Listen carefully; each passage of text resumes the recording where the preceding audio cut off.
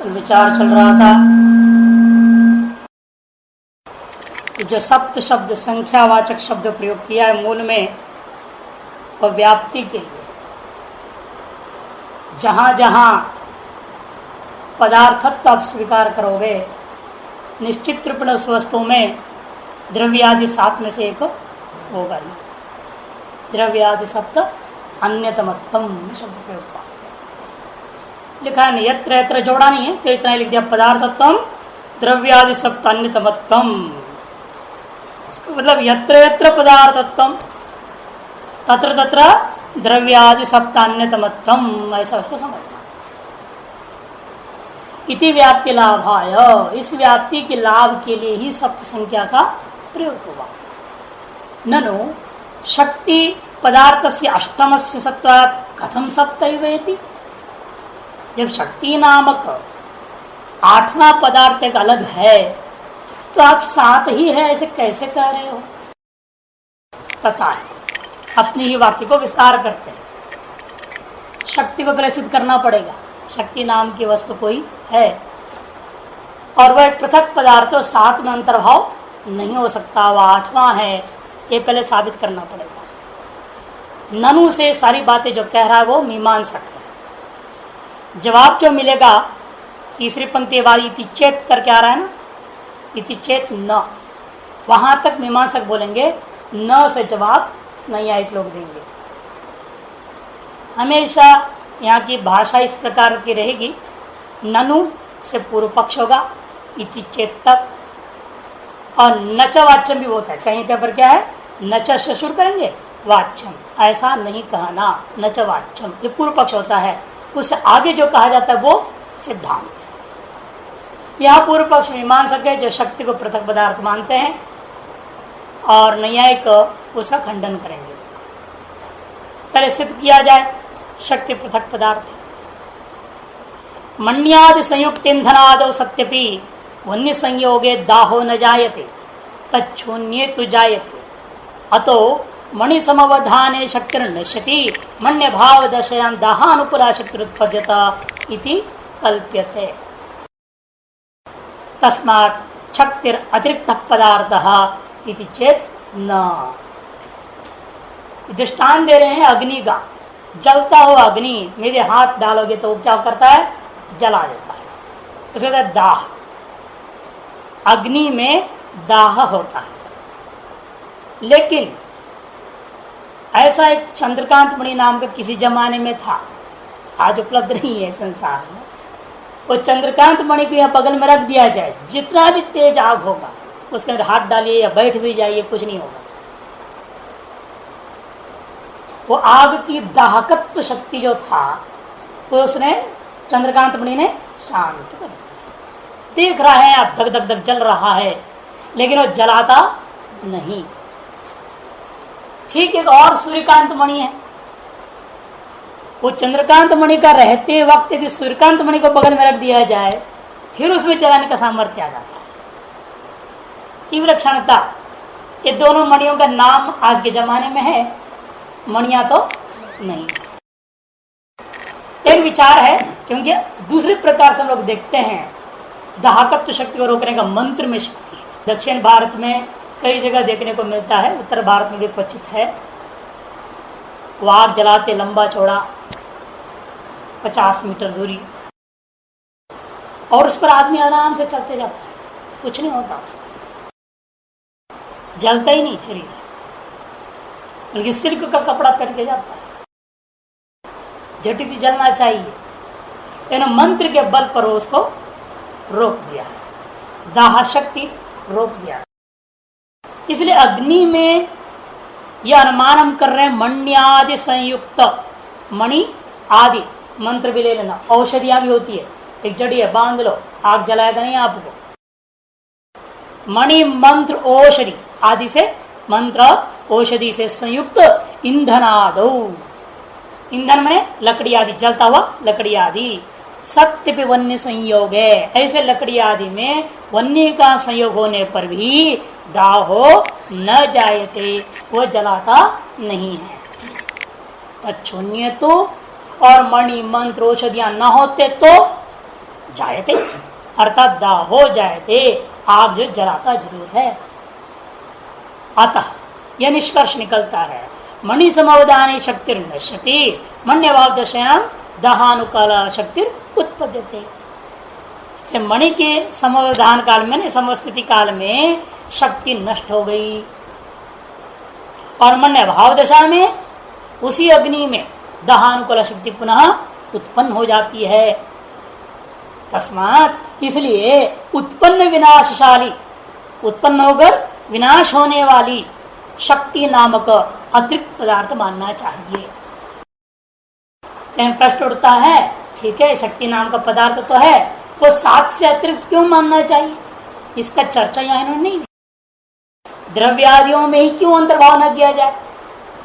शक्ति को द्रव्य क्यों न माना जाए, गुण माना जाए? कर्म, सामान्य, विशेष, समवाय, भाव, सात में से किसी एक रूप माना क्यों न जाए? मान सकते हैं? नहीं आए कहेंगे हम सातों में अंतर्भाव कर सकते हैं, लेकिन वो कथन नहीं हो सकता। क्यों? क्योंकि यदि यह द्रव्य होता गुणों में नहीं होना चाहिए, क्योंकि गुण कहा जाता है द्रव्य में, गुण में द्रव्य नहीं होता। जैसे आपका शरीर है, इसमें रूप है या नहीं? कि रूप में शरीर है क्या? आपका रूप में शरीर नहीं होता है, यानी आपका शरीर में रूप होता है। कोई भी वस्तु, घट है काला रंग है, सफेद रंग है, हाँ? बोर्ड है ये भी काला रंग है, रंग में बोर्ड है कि बोर्ड में रंग है? बोर्ड में रंग है ना, रंग में बोर्ड नहीं होता। अर्थात गुणों में द्रव्य कभी नहीं हो सकता।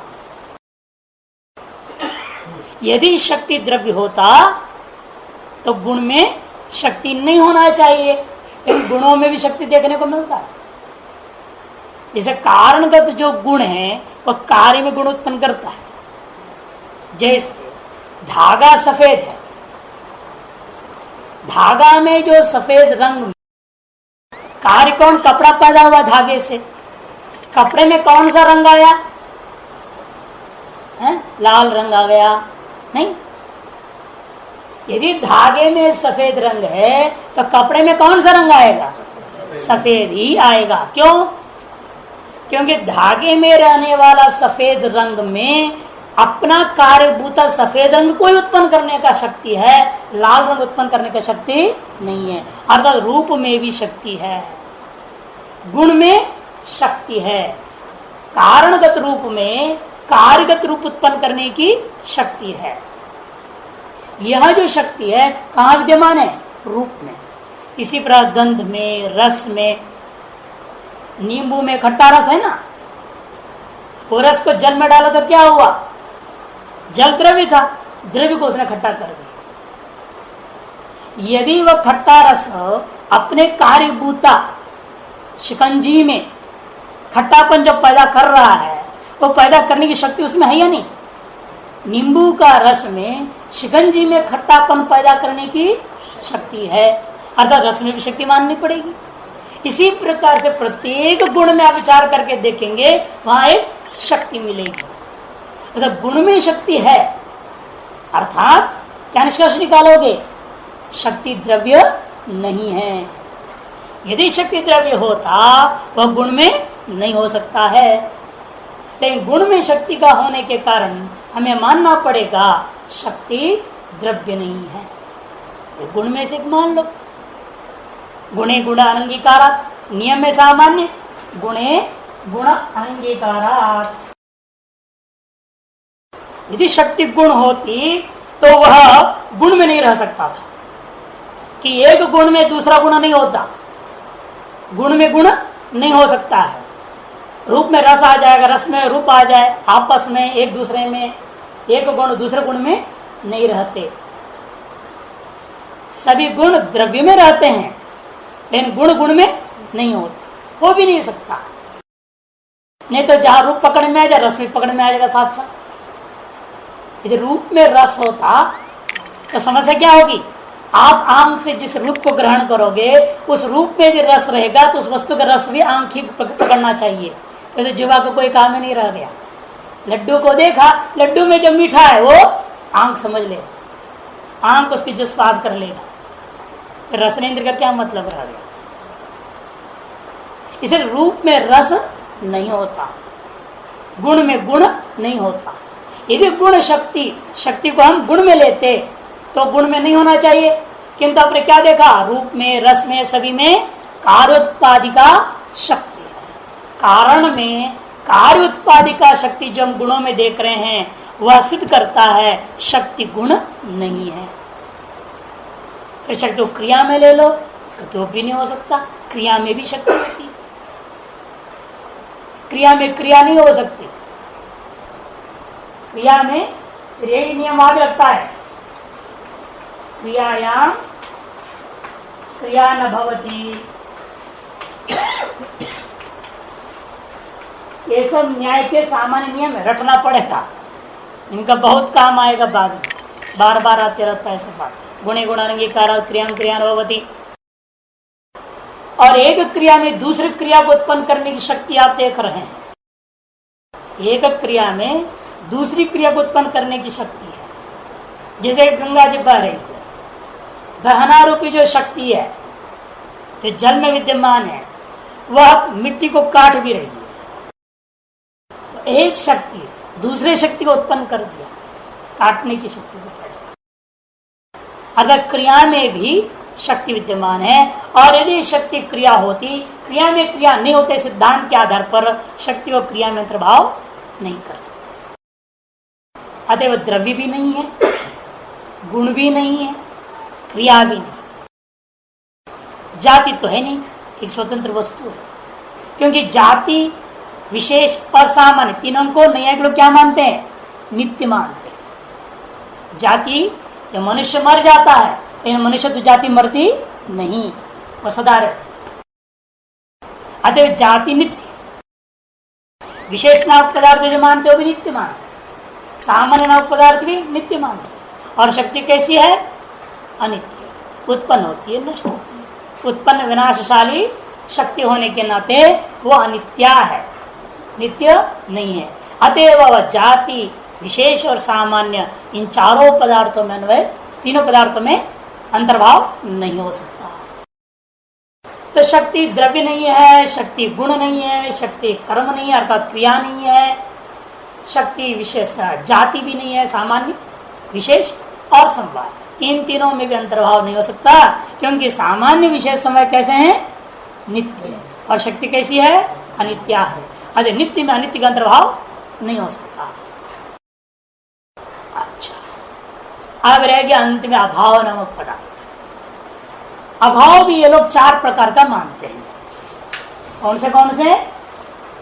प्राग अभाव, प्रध्वंसाभाव, अत्यंताभाव,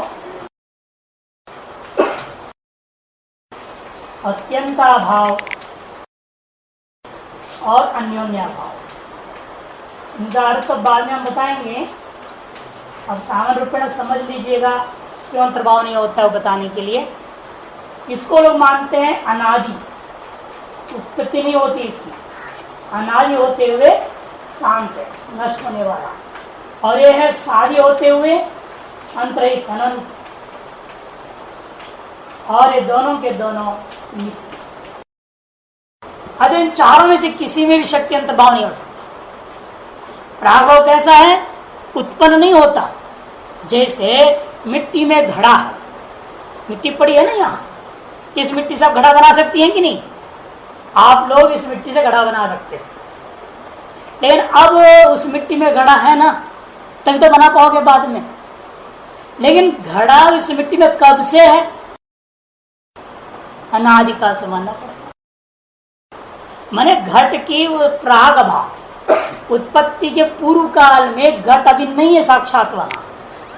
घट होता है तो मिट्टी में पानी ला बोलते हैं, घड़ा वहां है नहीं, मिट्टी से पानी नहीं ला सकते। जिस प्रकार के वस्तु से आप पानी ला सकते हो उस प्रकार का घट अब मिट्टी में नहीं है, लेकिन है भी। यदि ना होता तो उत्पन्न कहां से करते हैं? जैसे रेत में तेल नहीं है, तिल में तेल है। जैसे रेत से तो हम तेल नहीं निकाल सकते, तिल से हम निकाल लेते हैं। इसका मतलब वो वस्तु पहले होना चाहिए, जो भी कार्य उत्पन्न करेंगे उसे कारण वस्तु को मानना पड़ेगा, लेकिन जिस रूप से कार्य होना चाहिए उस रूप से वहां नहीं रहेगा।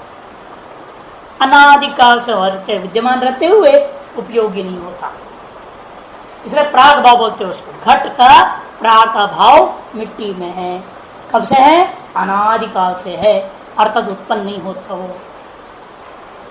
और शक्ति आपने क्या देखा? उत्पन्न होती है। आज प्राग भाव में आप नहीं अंतर्भाव कर सकते, प्रध्वंस भाव में डालना चाहो उत्पन्न तो होता है शक्ति, लेकिन शक्ति विनाशी भी है, नष्ट भी हो गई थी। चंद्रकांत में लीलाते नष्ट हो गई शक्ति। अतः प्रध्वंसा भाव में भी नहीं डाल सकते। राय तो इन दोनों में इसलिए नहीं हो सकता क्योंकि शक्ति अनित्य है। अतएव शक्ति सातों पदार्थों में अंतर्भाव नहीं हो सका, सातों पदार्थों में अंतर्भाव नहीं हो सका, इसलिए इसको मानना पड़ेगा ये आठवां पदार्थ है। अच्छा चेत न। अब टीका, यदि ऐसा कहते हो मीमांसक तो न्याय कहता है ये नहीं हो सकता। क्यों? मणि प्रतिबंधकत्वेन मण्य भाव से कारणत्वेन निर्वाहे मणि समवधान असमवधानाभ्याम अनंत शक्ति तद्ध्वंस तत्प्राग भाव कल्पनाया अन्यायत्वात् तस्मात् सप्तैव पदार्थाः इति सिद्धम्। अब एक बहुत सुंदर बात कहने जा रहे हैं नैयायिक लोग। कहते हैं देखो आपको बोला गया कि आप भोजन बनाइए, कल आपका ड्यूटी है, आपकी सेवा है, आप भोजन बनाएंगे, लेकिन सवेरे होते होते आपको भयंकर बुखार हो गया 104 डिग्री। अब आप भोजन रूपी कार्य को बना पाओगे? नहीं बना पाएंगे। क्यों? क्यों? बुखार आ गया। बुखार क्या है? फिर कार्य को उत्पन्न करने में प्रतिबंधक है। इसको यहाँ क्या भाषा प्रयोग करते हैं? प्रतिबंधक। इसे कोई भी कार्य की सिद्धि के लिए एक सामान्य नियम हो गया, क्या? प्रतिबंधक का अभाव। बुखार का अभाव जरूरी है, बुखार हो तो बना नहीं पाओगे, बुखार नहीं है तो कार्य सिद्ध हो जाएगा। इसे जितनी भी ऐसी वस्तु है उनको प्रतिबंधक है। मान लो कोई गड़ा बना रहा है वहां, अब तेज बारिश, अब वो जो कच्चा मिट्टी है टिकेगा क्या? घड़ा कैसे बनाएगा? बारिश में क्या हो गया? इसलिए घट के प्रति प्रतिबंधक है। इसी प्रकार प्रत्येक कार्य के प्रति अनेकों प्रतिबंधक होते हैं। दृष्टांत में दे रहा हूं बुखार वगैरह, ऐसे अनेकों प्रतिबंधक होते हैं। उन समस्त प्रतिबंधकों का अभाव इसलिए क्या है? कार्य की उत्पत्ति के प्रति कारण। ठीक, सामान्य बन गया ना। सामान्य क्या बना? प्रतिबंधकाभावो प्रतिबंधकाभावः कार्यं प्रति सामान्य कारणम। प्रतिबंधकाभाव क्या है? कार्य के प्रति सामान्य कारण, साधारण कारण। नैयायिकों की भाषा में साधारण कारण कहेंगे, आपकी भाषा में सामान्य कारण। सर्वसामान्य कारण है, प्रतिबंधक का अभाव होना चाहिए, नहीं तो कार्य उत्पन्न ही नहीं हो सकता। इस नियम के तहत अब नैयायिक जवाब दे रहा है, वो जो चंद्रकांत मणि था ना, वो क्या है? वो प्रतिबंधक है। इसे शक्ति कोई पृथक पदार्थ नहीं है। प्रतिबंधक होने के नाते शक्ति कार्य नहीं कर पाई वन्नी में विद्यमान, जो दाह तत्व शक्ति कार्य संपादन नहीं कर सका, दाह नहीं कर सका, और प्रतिबंधक हट गया।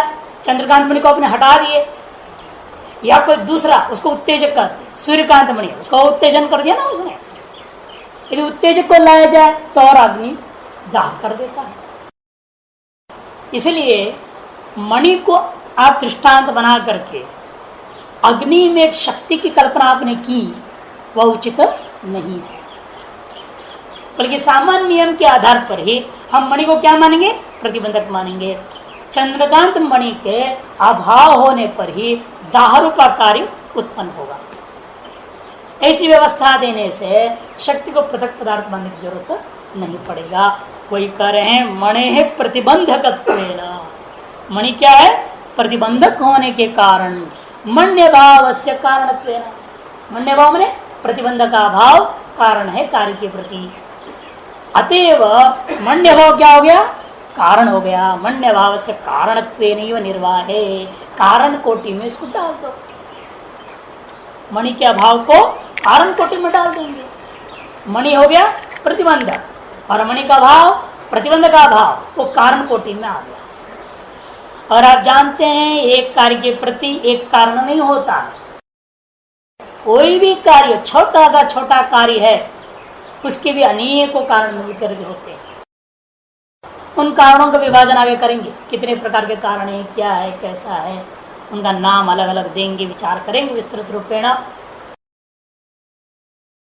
अब इतने सामान्य रूपेण समझिएगा, कारण अनेक होते हैं, उनमें से प्रतिबंध का भाव भी एक कारण है।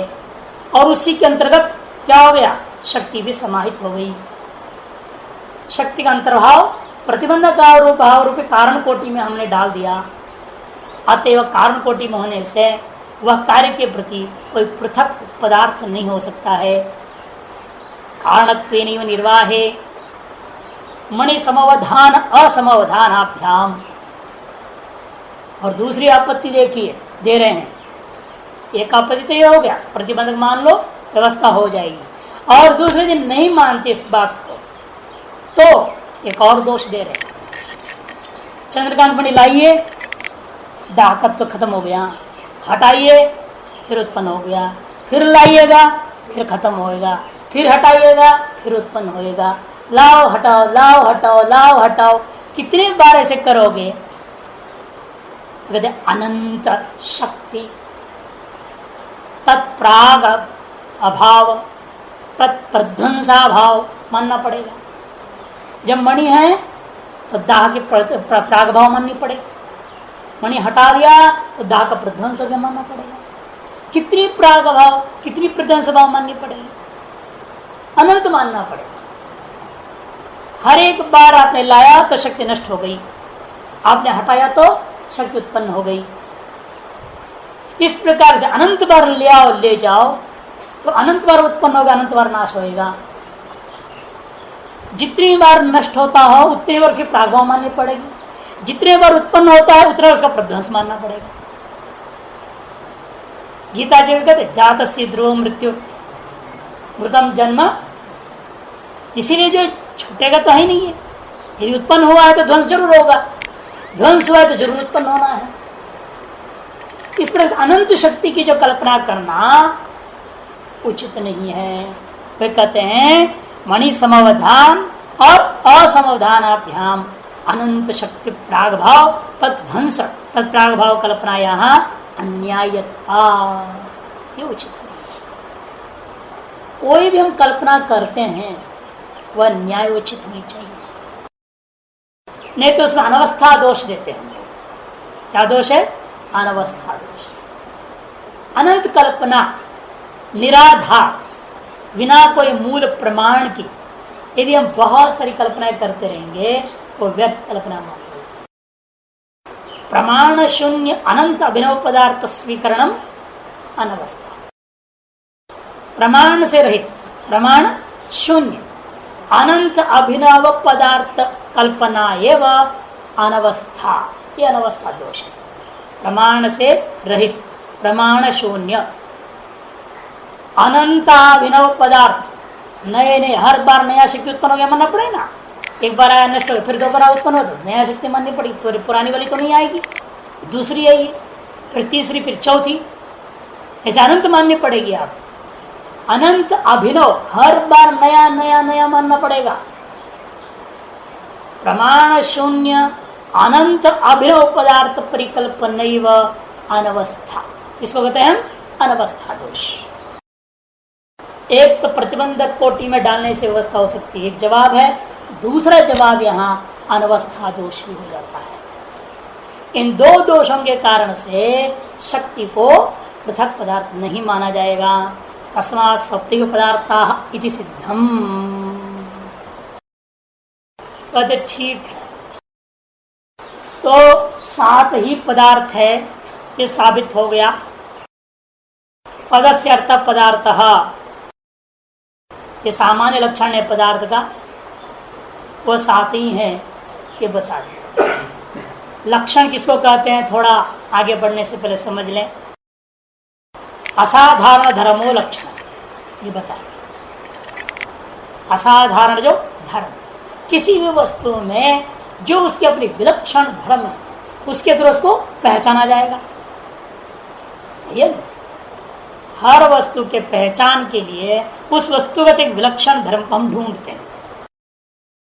इसलिए लक्षण का सामान्य लक्षण बता रहे हैं, असाधारण धर्मो लक्षण।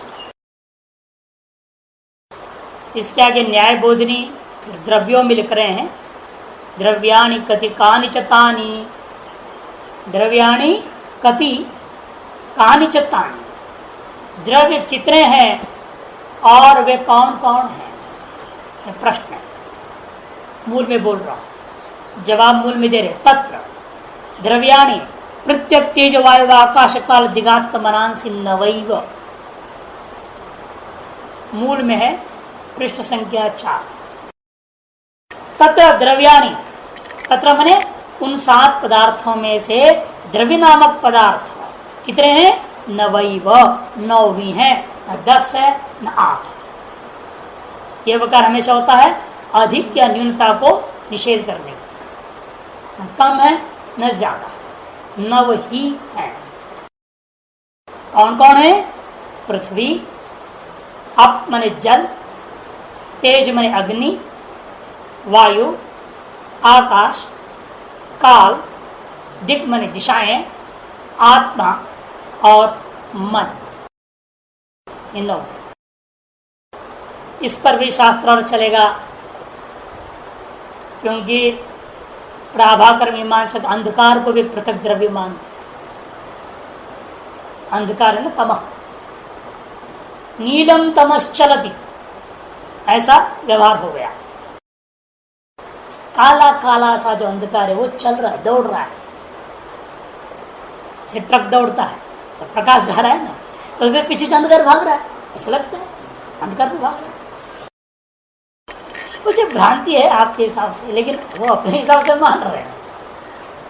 कहते नीलम तमश्चलति, ये वाक्य व्यवहार में प्रयोग होता है।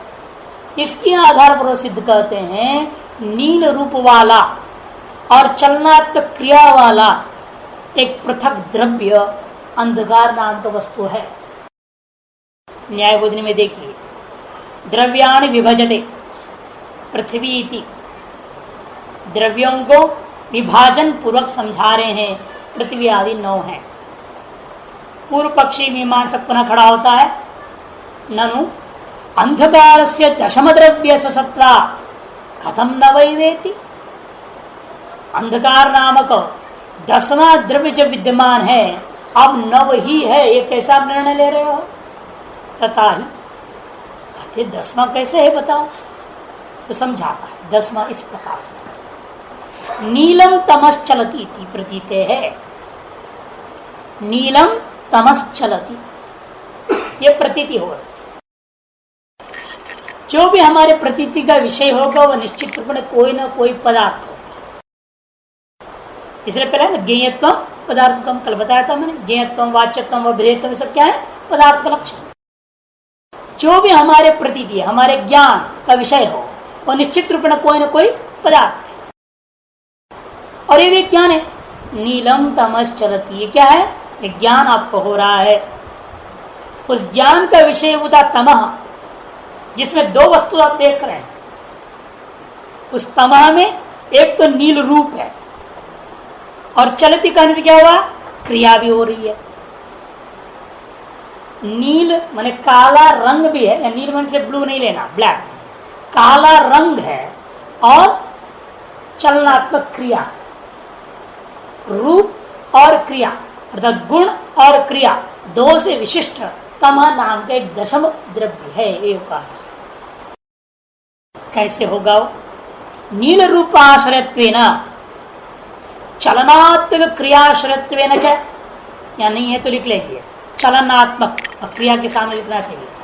नील रूपाश्रयत्वेन चलनात्मक क्रियाश्रयत्वेन च, नहीं हो तो लिख लेना चलनात्मक क्रियाश्रयत्वेन च तमसो द्रव्यत्वम सिद्धम, तमह के अंदर द्रव्यत्व सिद्ध होता है। कहते हैं भी हम तो इसको 9 में अंतर्भाव कर देंगे तो 10वां नहीं मानोगे? नहीं, 9 में भी अंतर्भाव हो जाता है तो 10वां नहीं माना जाएगा। लेकिन वास्तव में इस तमह को 9 में अंतर्भाव नहीं कर सकते हो। ये 9 कौन कौन थे? पृथ्वी, जल, अग्नि, वायु, आकाश, काल, दिशा, आत्मा और मन। 9 द्रव्य पृथ्वी में अंतर्भाव हो सकता है, क्योंकि पृथ्वी में 7 रूप होते हैं। थोड़ा पहले इनको समझ लो, बाद में समझाऊंगा। पृथ्वी में 7 प्रकार का रूप होता है और सभी प्रकार की क्रियाएं होती है। जल में, अग्नि में केवल सफेद रूप होता है और क्रिया सभी प्रकार की होती है। स्वाभाविक भले ही ना हो, लेकिन होती है। वायु में तो रूप है नहीं, क्रिया है। इन सभियों में न रूप है न क्रिया है। आत्मा, काल, दिशा, आत्मा। मन में रूप नहीं है, क्रिया है। स्वतः बताओगे, इसमें साफ साफ है कि ये जो अंधकार नाम का वस्तु है वो जल से लेकर इनमें से किसी में नहीं हो सकता। कि मन में ऐसे नहीं हो सकता, इसमें नील रूप है और मन में कोई रूप ही नहीं होता। मन तो बहुत तेज भागता है ना, इसलिए भागने वालों से क्रिया तो है मन में, लेकिन कोई रंग नहीं उसका। और ये ऐसा तत्व है अंधकार जिसमें रंग भी है, क्रिया भी है। और आत्मा, दिशा, काल और आकाश, इन चारों में न रंग है, न रूप है, न क्रिया है। इसलिए इसमें भी अंतर्भाव नहीं हो सकता। वायु में भी नहीं हो सकता कि वायु में क्रिया है किंतु रूप नहीं, और अंधकार में क्रिया रूप दोनों है। जल और अग्नि में लोगे, यहाँ भास्वर शुक्ल और अभास्वर शुक्ल की बात है ना। यहाँ भास्वर शुक्ल है तो भास्वर शुक्ल है, चमकीला सफेद अग्नि में, और ये बिना चमक का सफेद जो है जल में माना गया। और बाकी जो रंग दिखते हैं अग्नि में वो लकड़ी आदि के कारण से, लकड़ी के स्वभाव से। जल में भी अन्य वस्तुओं के स्वभाव से अलग अलग रंग दिखाई देते हैं, संबंध के कारण से। अतः इसमें भी नहीं हो सकता, क्योंकि इसमें तो काला रंग है, सफेद तो है नहीं। अतः जल से लेकर के मन तक किसी में भी नहीं हो सकता। और पृथ्वी में अंधकार अंतर्भाव करना चाहोगे तो भले ही पृथ्वी में 7 रूप होने के कारण से नील रूप भी है, सारी क्रियाओं से क्रिया चलनात्मक क्रिया भी रहेगी, किंतु पृथ्वी का मुख्य स्वभाव क्या है? गंध होना चाहिए। गंधवती पृथ्वी, गंध होना चाहिए। और अंधकार में गंध है क्या? अतएव अंधकार पृथ्वी में भी अंतर्भाव नहीं हो सकता, क्योंकि अंधकार में गंध नामक गुण नहीं है। अब आइए मूल में देखिए, न्यायबोधिनी में न क्लिप्त द्रव्येश अंतर्भाव कुतो दशम द्रव्यमिति नवाच्छ। क्लिप्त माने सिद्ध जो 9 द्रव्य हैं उनमें अंतर्भाव होने से आप इस अंधकार को दशम द्रव्य कैसे कहते हो? इस प्रकार से प्रश्न न डालें। इति नवाच्यम, ऐसा न कहिए, क्योंकि तमसो रूपवत्वात् आकाशादि पंचकस्य वायोश्च नील रूपत्वात् न तेषु अंतर्भावः। आकाश, काल, दिशा, आत्मा और मन, ये 5 इकट्ठा ले लिया इन्होंने। देखो, आकाश आदि पंचकस्य माने आकाश, काल, दिग्ग, आत्मा, मन, इन 5 में यंत्रों नहीं हो सकता। क्यों? इनमें नील रूप है आकाश अंधकार में, और इन 5 में रूप ही नहीं होता। और वायु में भी अंतर्भाव नहीं होगा, क्योंकि वायु में भी रूप नहीं है, इसलिए वायोश्च। इनमें से 5 और 6 इनमें से किसी में अंतर्भाव नहीं हो सकता, क्योंकि इनमें किसी में भी रूप नहीं है और अंधकार में रूप होता है। नील रूपवत्वा नतेषु अंतर्भाव, इन 6 में अंतर्भाव नहीं हो सकता। तमसो निर्गंधत्वात् पृथ्वी गंधवत्वात् न पृथ्व्याम अंतर्भाव। आप पृथ्वी में अंतर्भाव करो, वह हो नहीं सकता, क्योंकि अंधकार में गंध नहीं। निर्गंधत्वात्, तमसा निर्गंधत्वात्, अंधकार कैसा है? गंध रहित द्रव्य है।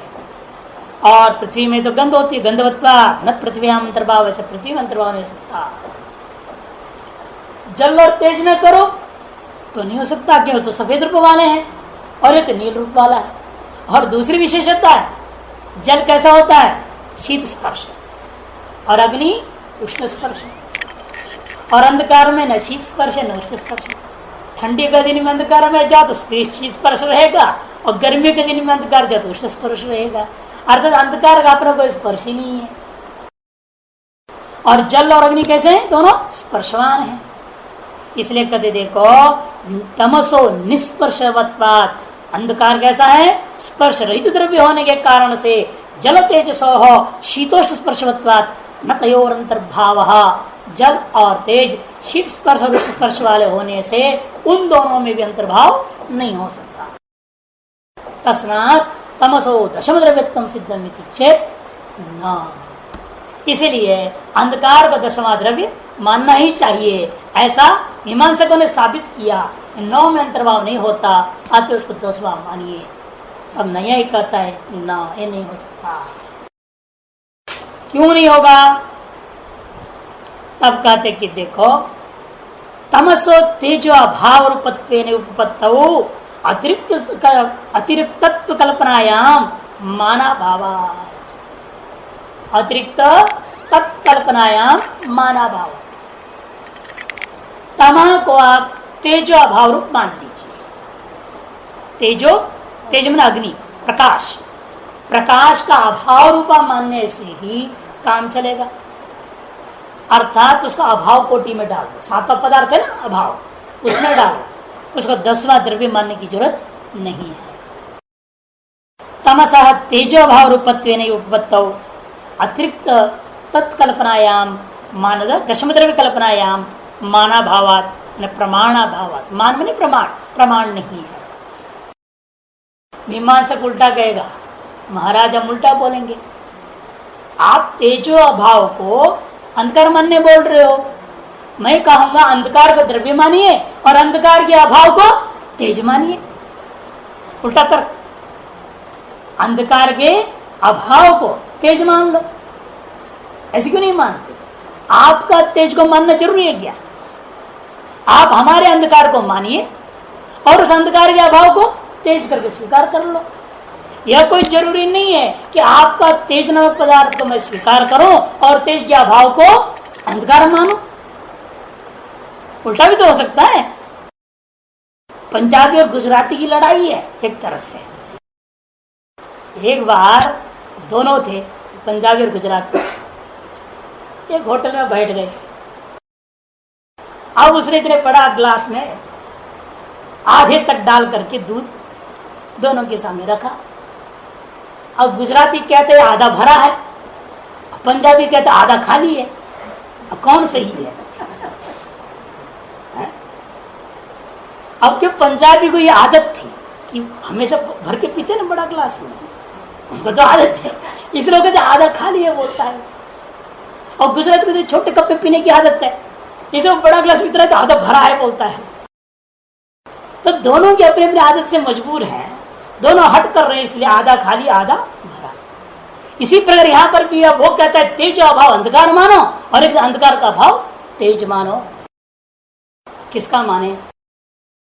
तब कहते देखो, तेजसो अभाव स्वरूपत्वे सर्वानुभूतोष्ट स्पर्शाश्रय द्रव्यांतर कल्पने गौरवा नच विनिगमना विरहा तेजैव तमो अभाव स्वरूपमस्तु इति न वाच्य। ये मीमांसा बोल रहा है। विनिगमना विरहा, विनिगमना किसको कहते हैं? एक तरफ पक्षपातिनी युक्ति, ये सही है वो गलत, ऐसा निर्णय देने के लिए कोई युक्ति चाहिए ना, उस युक्ति का नाम विनिगमना। इसका लक्षण विनिगम का एक तरह पक्षपातिनी युक्ति ही विनिगमना। एक तरह पक्षपातिनी युक्ति ही, जब दो परस्पर विरुद्ध बातें आपके सामने आ जाए, उन परस्पर विरुद्ध बातों में से एक का पक्ष यदि आप लेना चाहते हैं, एक तरफ पक्ष में दो में से एक का पक्ष को स्वीकार करना चाहते हैं, दूसरे पक्ष को आप निषेध करना चाहते हैं, उस स्थिति में जो युक्ति आप प्रस्तुत करते हैं उस युक्ति का नाम विनिगमना। यह मीमांसक कहता है इसमें हमारे पास या आपके पास कोई युक्ति ही नहीं, इसको मानो कि उसको मानो। तेजो अभाव को अंधकार मानना है या अंधकार के अभाव को तेज मानना है, इन दो पक्षों में से अमुक पक्ष सही है अमुक गलत है, ऐसा निर्णय लेने के लिए आपके पास कोई युक्ति नहीं है। विनिगमना विरहात तेज एव तमो अभाव स्वरूपम अस्तु। तेज को क्या मानना, अंधकार के अभाव रूप मानो। इति न च वाच्यम, ऐसा नहीं कहना। तेजस्व अभाव स्वरूपत्व नहीं, एक जवाब दे रहा है। इति चेत आगे इति न च वाच्यम, ऐसा नहीं कहो। इसे कौन कह रहा है, नहीं एक ने मना कर दिया उसको। अब अपनी युक्ति दे रहा है, क्यों नहीं।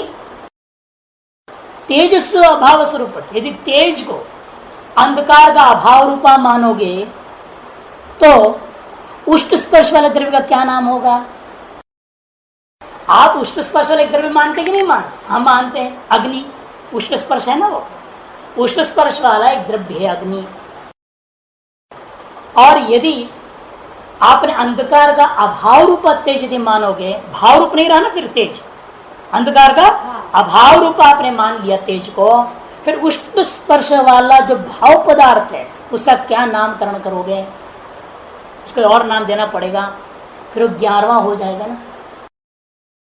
कहते देखिए तेज को अभाव स्वरूप को अभाव कोटि में डाल दो, अभाव स्वरूपत्व सर्वानुभूत सभी का अनुभव से जो सिद्ध है, क्या उष्ट स्पर्श आश्रित द्रव्य, उष्ट स्पर्श का आश्रय भूता एक द्रव्यांतर की कल्पना करनी पड़ेगी। नया द्रव्यांतर ने नया द्रव्य की कल्पना करना पड़ जाएगा। इन सब से अलग उष्ट स्पर्श वाला एक नया द्रव्य की कल्पना करनी पड़ेगी। वो क्या है, गौरव है, गौरवान। ऐसा काम करना उचित नहीं। गौरव एक दोष है, कल भी हम विचार कर रहे थे ना, लाघव और गौरव। लाघव गुण है, गौरव दोष है। और 3 प्रकार का हमने बताया था लाघव गौरव, ध्यान में रखना, बारंबार ये भी शब्द आते रहते हैं, लाघव और गौरव। शरीरकृत,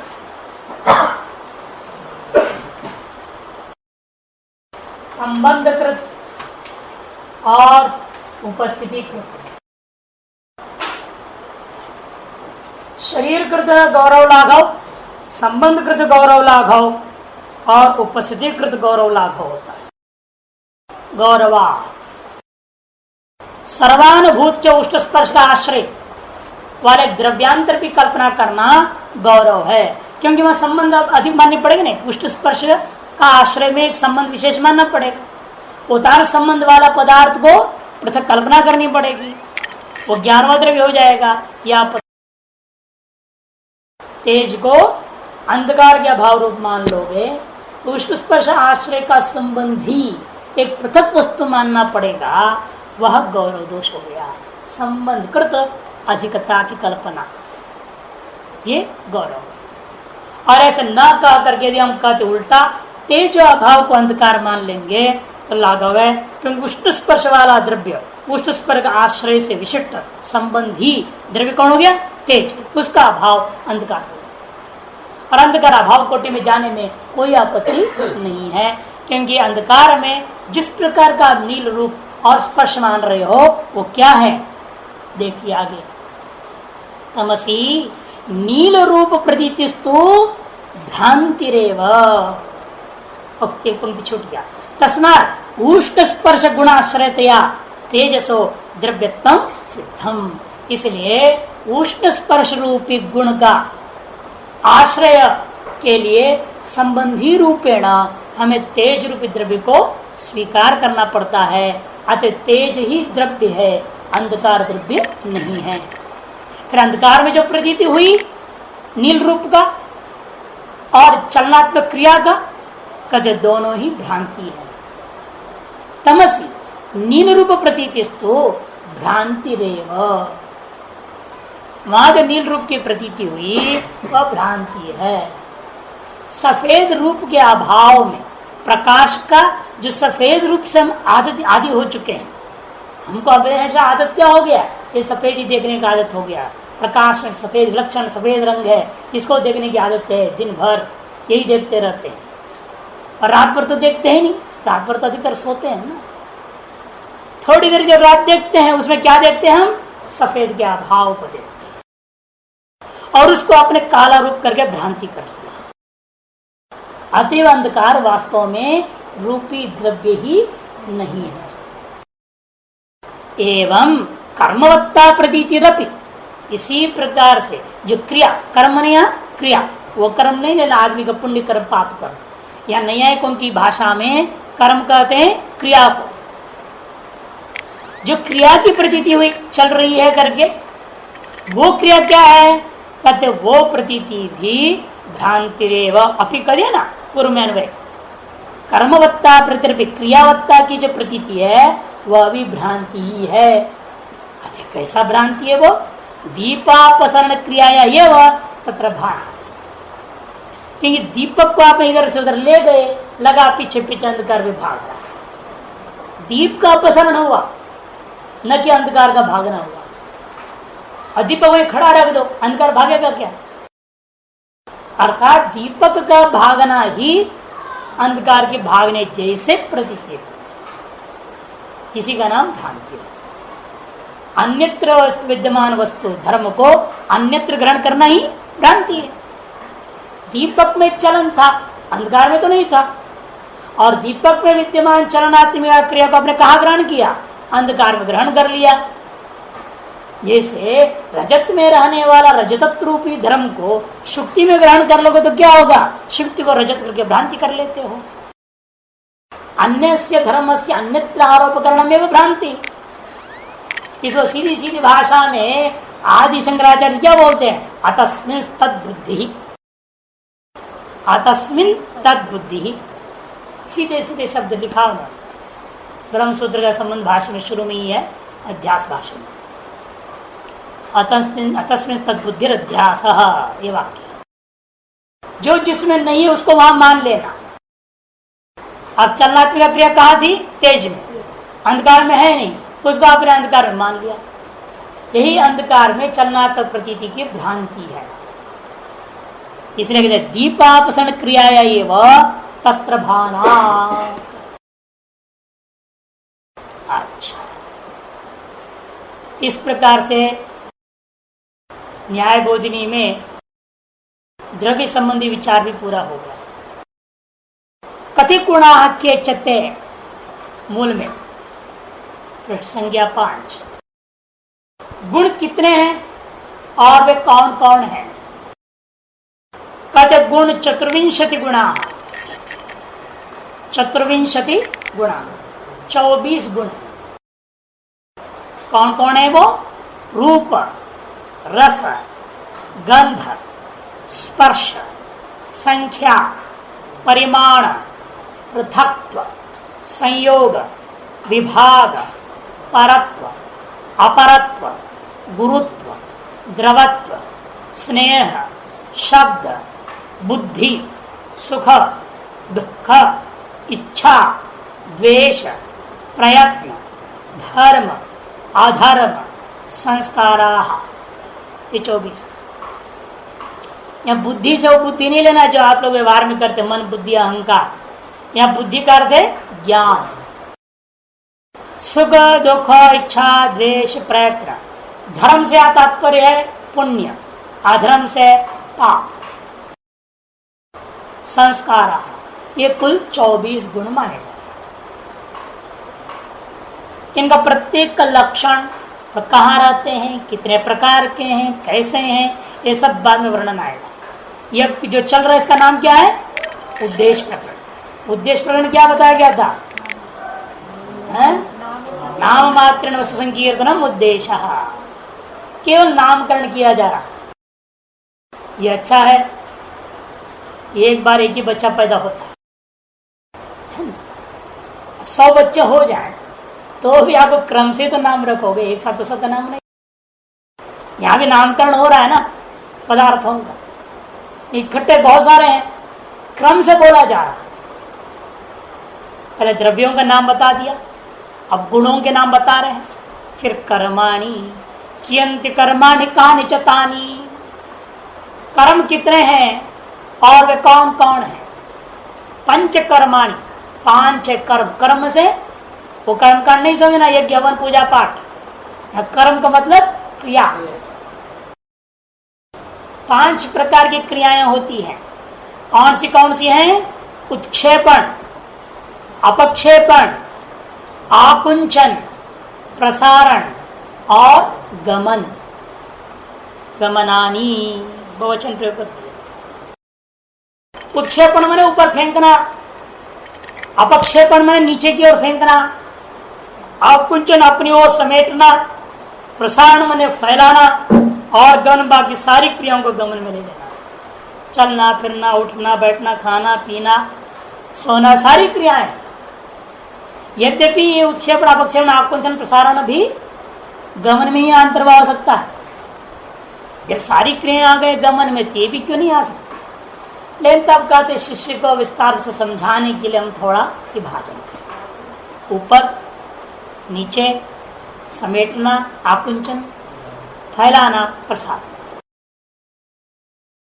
पंचकर्माणि, इस पर कहीं भी न्याय बोधि टीका नहीं है, इसलिए आगे चलते हैं। सामान्यम कतिविधम, सामान्य कितने प्रकार के हैं? द्विविधम सामान्यम, 2 प्रकार। केचते, वे कौन से हैं? परम अपरंच इति, एक का नाम पर है, दूसरे का नाम अपर है। किंतो विशेषाः कुत्र चते, कहते विशेष कितने और वे कहाँ रहते हैं? नित्य द्रव्य वृत्तो विशेषास्तनंता एव, विशेष नामक पदार्थ कितने हैं? अनंत, संख्या नहीं कितनी है, बहुत। क्यों? क्योंकि नित्य द्रव्य वृत्तो विशेषा, ये जो विशेष है नित्य द्रव्यों में रहते हैं, उनको अलग रखने का काम है विशेष का। इसका नाम इसलिए विशेष रख दिया। जैसे 2 परमाणु है, परमाणु सट जाएंगे तो द्रव्य बन जाएगा, न सटे उनको अलग रखने का काम विशेष करता है। और कितने परमाणु है? पता नहीं कितने, अनंत है। उन सबको अलग रखने के लिए विशेष की जरूरत है। हर 2 के बीच में एक है, फिर 2 के बीच में एक है, इसलिए वो भी कितने हो गए? अनंत। पृथ्वी के परमाणुओं को अलग रखना, जल के परमाणुओं को अलग रखना, पृथ्वी और जल के परमाणुओं को अलग रख देना, इस अग्नि के परमाणु, वायु के परमाणु, इन सभी के परमाणु को अलग अलग कर देना और प्रत्येक के भी अलग अलग करना, यही काम विशेष का है। इतना ही नहीं, आकाश, काव, दिग, आत्मा, ये सब भी क्या है? नित्य। इनको भी अलग रखने वाले का नाम विशेष है। अतएव विशेष को अनंत मानना पड़ता है। नित्य द्रव्य वृत्तो विशेषाः, नित्य द्रव्य में रहने वाले पदार्थ का नाम विशेष है और वे कितने हैं? अनंत हैं। समवाय कतिविधः, समवाय पदार्थ कितने प्रकार का? समवायस्तु एक एव, समवाय एक संबंध विशेष का नाम है। समवाय जो पदार्थ है ये संबंध विशेष का नाम है। मुख्य रूपेण इस न्याय दर्शन में आप 4 प्रकार के संबंधों के बारे में ही व्यवहार करेंगे। समवाय संबंध, संयोग संबंध,